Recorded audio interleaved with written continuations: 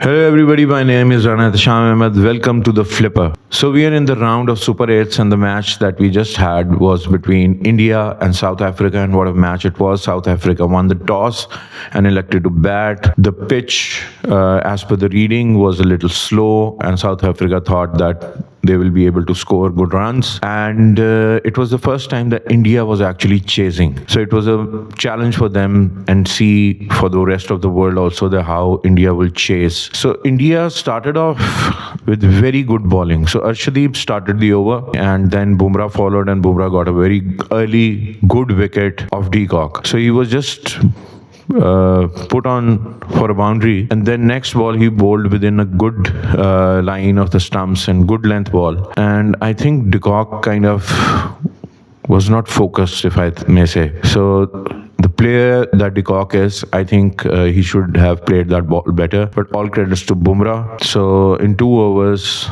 they were down to 1 player. So Bumrah basically came round the wicket for de Kock. So that was a good strategy, I believe. So he was probably expecting the ball to go away from him, and this ball stayed straight.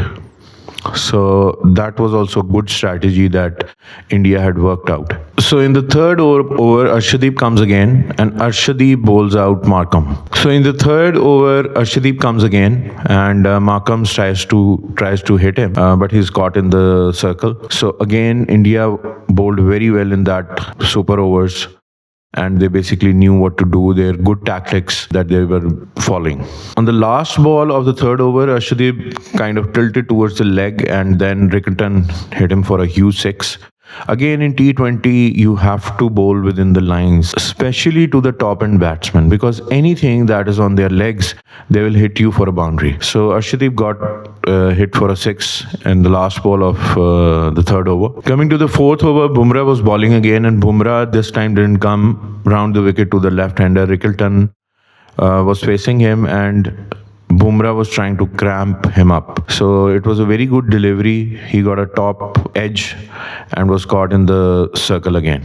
So there were 3 down for 20 runs. So de Kock, Markham and Rickerton, all 3 were out in the initial overs. And then they had a very good partnership between Miller and Brevis. And I will say that Brevis is a very aggressive batsman, but I think this inning he would have learned that it is better to sometimes just hold on and hit the balls that are right to be scored, rather than just going out and hitting everything in the air. So I think Brevis also played very well, and that gave momentum to the South African side. And Miller was exceptional. Miller was there. Miller played exceptionally well, and he was very much in the game. And I think the partnership Miller and Brevis had basically was the turning point of the match. For this match, Akshar Patel was dropped, and Washington Sundar was added in the Indian side. I don't know why, but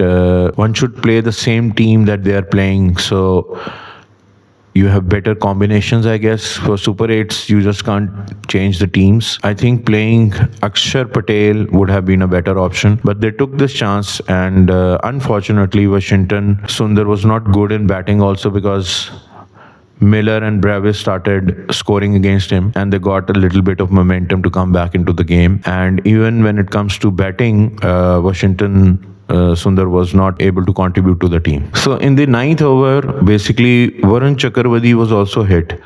So Miller hit him for a 6, then Brevis hit him for a 4, and then a 6. So slowly they were getting momentum out of this, and they basically did a 50-run partnership in just 26 balls. And South Africa was able to get 50 runs partnership in just 36 balls. In the 10th over, Hardik Pandey was brought in again, and Hardik Pandey was bowling well, but on the last ball he bowled a no ball, which Miller then again hit for a 6. And then Dubey was brought in.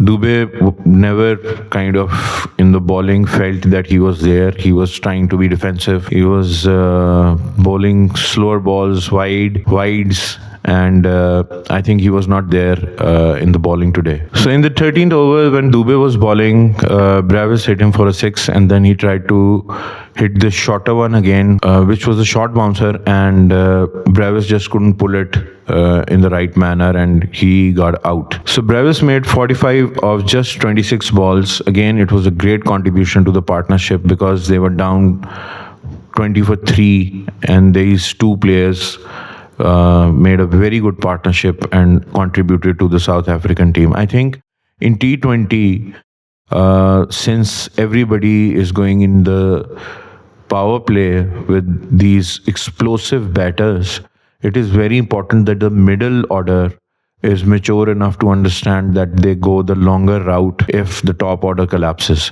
And I think this was a very good example how Miller and Bravis put on this partnership, because from 3 to take it to the total eventually that happened was basically because of this partnership. So Stubbs had walked in by then, and Miller tried to hit Varun out of the ground, and he got caught on the boundary. It was a great inning by him. Miller scored 63 runs of just 35 balls, and what an inning it was. So after the 15th over, India kind of got back a little bit because of Miller's wicket, and they tried to restrict the South Africans to a certain point. They didn't. At some point, it looked like they were going to cross 200.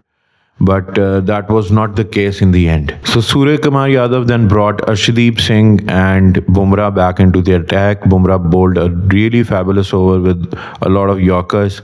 And then Arshdeep was able to take a wicket. Jansen basically tried to hit Arshdeep Singh, and Rinku Singh caught the catch. So in the 18th over, India was 164 for 6, and Bumrah was called on again to bowl. And it was very interesting because Bosch was batting and Bumrah was bowling, and he bowled a Yorker and just held on to the ball after the batsman hit it straight, and he was just walking by, and then SuryaKumar Yadav or somebody from the team just came up and told him that it was caught and bowled, which he never realized. So even not the umpire thought it was caught and bowled. I was watching it on the TV. I didn't realize it was such a clear cotton bowled, but it was referred, and Bosch was out, cotton bowled to Bumrah. Last over was given to Hardik Pandey, and last two balls, Stubbs basically hit him for 2 sixes. So South Africa ended up at 187 as a total for India to chase. So let's see India's batting a little bit. So India's batting, Abhishek has gone for 3 ducks previously, and Ishan Kishan was spot on. And somehow the teams have realized to put on spin bowling in the first over if they have to counter Abhishek Sharma, and that has been working out for the teams. So Markham came into bowl by himself, and but India, what they did is that they asked Ishan Kishan to face first rather than Abhishek Sharma. But Abhishek Sharma, standing on the other end, only saw Ishan Kishan do the same thing. So there were 3 dot balls, and 4th ball Ishan Kishan went for it, and like I said, the pitch was a little slow, it didn't connect, and he got out in the circle. So I think India also needs to understand that it is not that you take the player on the other side. You have to ask Abhishek Sharma to kind of calm it down a little bit, get 2-3 boundaries, block few, and then get into the momentum. The way he has been hitting previously, obviously all teams all the time will not be hit like that. So people will work on where to kind of crumble him. Like we saw that South Africa bowled him outside the off stump, or when he was coming out towards his body. And I think people have figured out a little way how to kind of get him out. So now what he needs to do is to figure out how to tackle that problem. You just can't go out every match and think that you are going to dominate. You have to play the game according to the pitch. So if the pitch is a little tricky, you are going to lose your wicket. So it is very important to sometimes understand how the wicket is doing and then adjust your batting according to that. And since he's a very aggressive player, he has to back himself also to give himself an opportunity to stay in the wicket. Obviously, you can just score runs when you are at the wicket. You can't do that when you're out. So the more he learns how to do that, I think he will be a very good player. So it is all right to defend few balls. It is all right to revolve the strike if you feel it's not coming on the bat straight away. And it is hard ball. Hard ball, you can't just hit every ball for a six every time. You have to understand, you have to pace your innings accordingly, and you have to understand that you are such a good hitter. If you give yourself opportunity to score, the team will benefit. Yes, there will be days on flatter wickets and people bowling you on the wrong lines that you will be able to dominate them, but that won't happen each and every time. And as you play on other surfaces, you play different bowlers, and with time obviously team will work out what to bowl, how to bowl to you. This is going to be something which will be very challenging to deliver every time. So my suggestion would be just to stay in the crease for a bit and calm yourself down. And because I think Abhishek can contribute a lot to the T20 cricket team. So moving on to the second over, Tilak Verma, since he had come in replacing Ishan Kishan, the very first ball he moves out to hit Jansen out of the ground and gets a neck. Out of all the players, I think, that are in Indian team, I think Tilak is somebody who would just, you would see somebody like he's a mature player. So I don't know what he was thinking. What's the pressure here?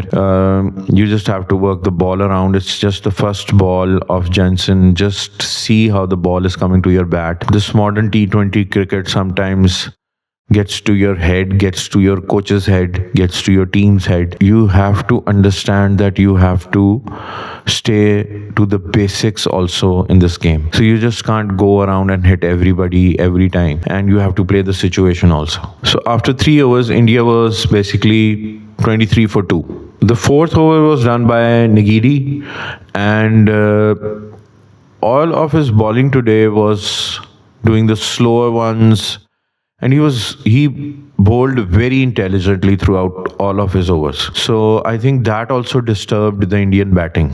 For the fifth over, Jensen was brought on again, and he was cramping up or bowling very well to Abhishek Sharma, and Abhishek Sharma was feeling the pressure of the previous overs also, and he just hit a ball in the sky, and Bosch took a very good catch, and almost I think Maharaj and Bosch could have a kind of a collision there, or could have faced an injury, but somehow he took a very good catch. He kept his nerves, and he caught Abhishek Sharma. SuryaKumar Yadav then came in, and I think the strategy overall was right, that he started off moving the ball around, getting few runs here and there.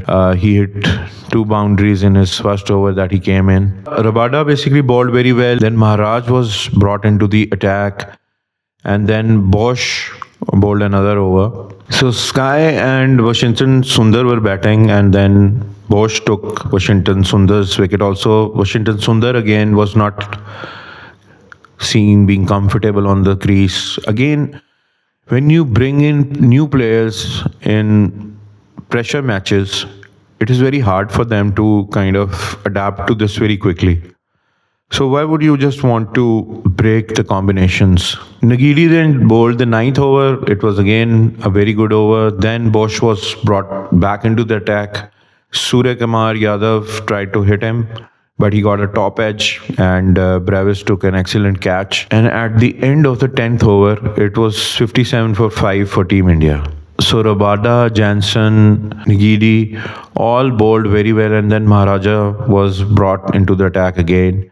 Hardik Pandya was batting, and again the strategy was very good. So they bowled him outside off stump. So what we have seen in the past also with Hardik Pandya is, and this also happened in the match against Pakistan, when Saim Ayub kind of bowled him outside off stump, and Hardik Pandya, being a very strong hitter, trusts his instinct that he can hit that ball also out of the ground. But usually what happens is that when the ball is a little out of range, the batsman could go out of balance or lose their power when they're hitting, which does not happen when the ball is on the onside because of the body weight and everything. This time also Maharaj bowled him outside off stump, and he is a good hitter, but he was unable to cross the boundary. And there is something I think the teams have figured out when it comes to